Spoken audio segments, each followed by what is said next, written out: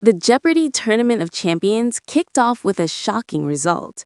Read on to find out if six-game champion Liam Starnes advanced to the semifinals or if someone else took that spot.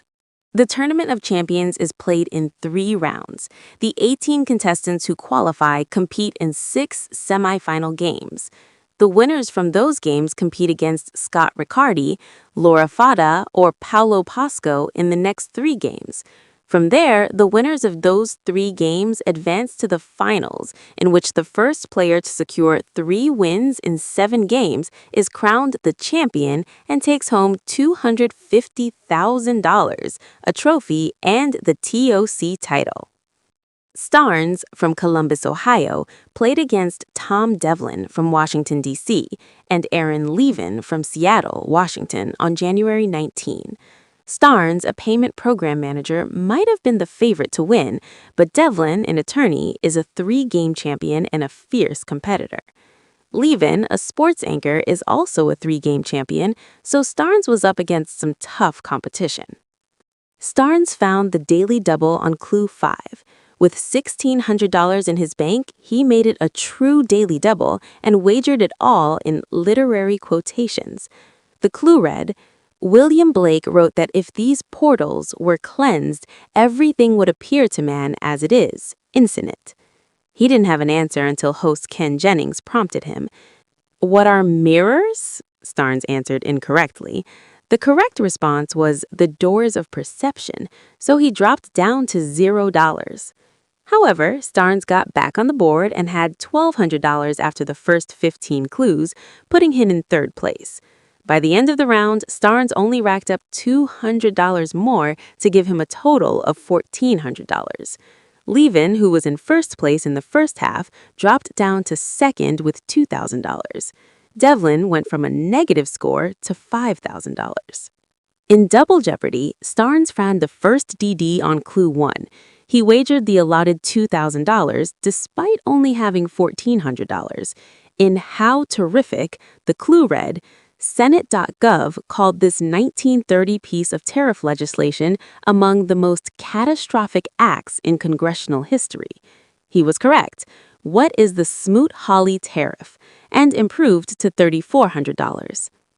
However, Starnes didn't have much luck in the rest of the beginning of the round. He hadn't answered another clue after that when Levin found the second DD on Clue 10. He had $5,600 and bet it all. In 20th Century Women of the World, the clue was, in 1935, she became director of the Vienna Psychoanalytic Training Institute. Who is Joliot-Curie? Levin answered. The correct response was Anna Freud. That brought Levin down to $0. Devlin still had the lead with $9,400. Starnes gained momentum again, answering the next 2 clues correctly.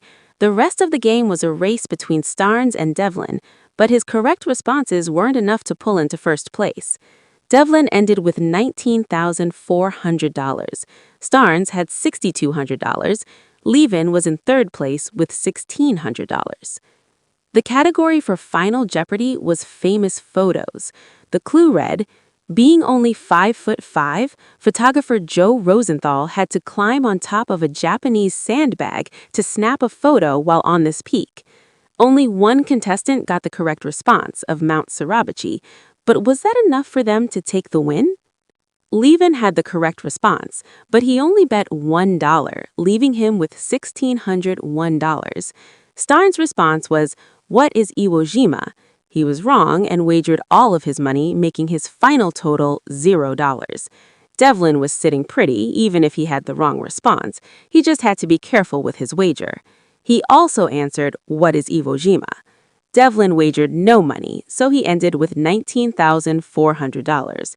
That made Devlin the night's winner. He will advance to the semifinals against Scott Riccardi and the quarterfinal Game 2 winner. Levin spoke out on Reddit about his DD response and the game.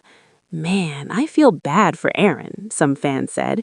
He replied, nothing that 2 months of therapy and psychoanalysis can't cure after missing a clue on Anna Freud. It hurt badly. Tom fully outplayed us with his wealth of knowledge and buzzer acumen, but a steal was there for the taking with DD3. Incredibly happy for Tom, though, a very deserving champ who I'll be rooting for as the tournament goes on, and was an absolute pleasure to play against him and Liam, although I'd have preferred it in the semis, Lamau.